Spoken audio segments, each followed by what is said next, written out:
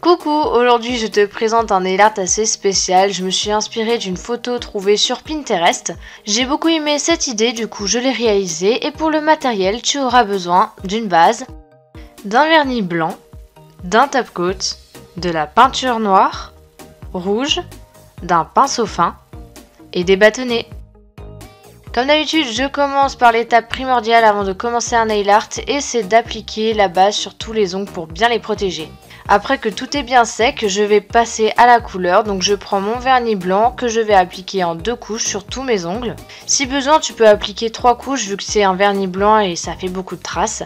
D'ailleurs, comme tu l'auras remarqué, j'ai commencé par appliquer mon vernis blanc d'abord sur mon majeur et mon annulaire parce que c'est là où je vais mettre mes motifs, donc je veux que ça sèche le plus rapidement possible.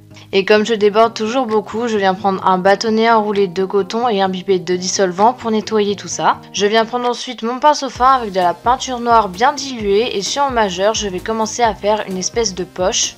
Donc pour faire ça, je vais faire un rectangle vers la verticale avec les coins arrondis et tout en haut, je vais faire une espèce de boucle. J'essaye de centrer tout ça et de faire surtout quelque chose d'assez grand parce qu'après, comme tu peux le voir, je vais de nouveau faire une poche à l'intérieur qui va faire tout le contour, sauf que cette fois-ci, je vais laisser un espèce de petit trou tout en bas. Je rajoute des petites pliures avec de simples petits traits et après, je vais faire un grand trait dans ma poche, donc c'est là où il y aura le rouge. Là où j'ai fait la petite boucle, je viens rajouter un point noir avec mon dotting tool.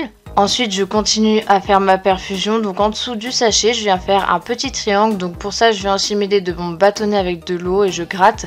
Quand je fais des erreurs, vu que c'est de la peinture, après je vais faire un autre triangle, mais cette fois-ci vers la verticale. Après ça, je vais venir faire un espèce de tube. Donc là, je te conseille quand même de regarder les images parce que c'est très difficile à expliquer. Évidemment, il y a beaucoup de détails parce que j'ai voulu recopier à l'identique l'illustration. Mais si tu as des ongles courts, tu peux en faire moins. Et là, comme tu peux le voir, je suis en train de faire le tube de la perfusion. Donc qui va vers mon annulaire et ensuite j'ai pris de la peinture rouge pour remplir ma poche. Je n'oublie pas de remplir avec mon rouge la goutte et tout le tube. Ensuite avec de la peinture grise, donc du coup j'ai dû mélanger du noir et du blanc, je viens remplir certains rectangles. Sur mon annulaire, toujours avec ma peinture noire bien diluée, je commence à faire la tige de ma rose, donc ce sera quelque chose de très pointu et très droit.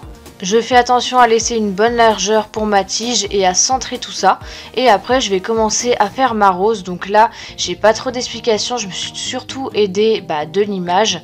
Et j'ai commencé par les feuilles, mais je te conseille pas de le faire. Commence d'abord par faire les pétales de la rose comme je fais là maintenant. J'ai pas l'habitude de faire des roses sur ce point de vue là. Donc du coup, j'ai fait quelque chose d'assez grossier pour le début. Et j'ai essayé de recopier vraiment à l'identique. D'ailleurs, après sur ma tige, j'ai rajouté des petites épines.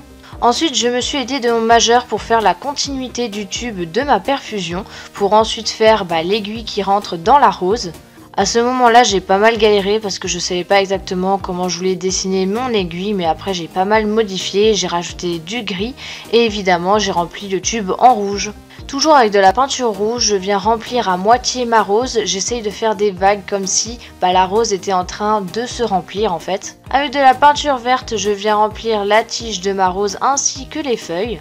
Après par la suite avec de la peinture verte un peu plus foncée ou même du blanc, j'ai rajouté des zones d'ombre et de lumière mais tu n'es pas obligé de le faire. Je finis ce nail art en appliquant mon top coat sur tous mes ongles, donc je prends une grosse goutte que j'étale du bout du pinceau là où il y a les motifs pour éviter de tout faire baver. Sinon tu peux tapoter mais faut pas le faire trop fort sinon tu vas toucher les motifs et ça va faire tout baver. Et donc voilà pour ce nail art, je trouve qu'il est assez original, j'ai beaucoup aimé le porter donc j'espère que cette vidéo t'a plu. On se retrouve normalement la semaine prochaine pour un nouveau nail art et en attendant moi je te fais de très gros bisous, salut!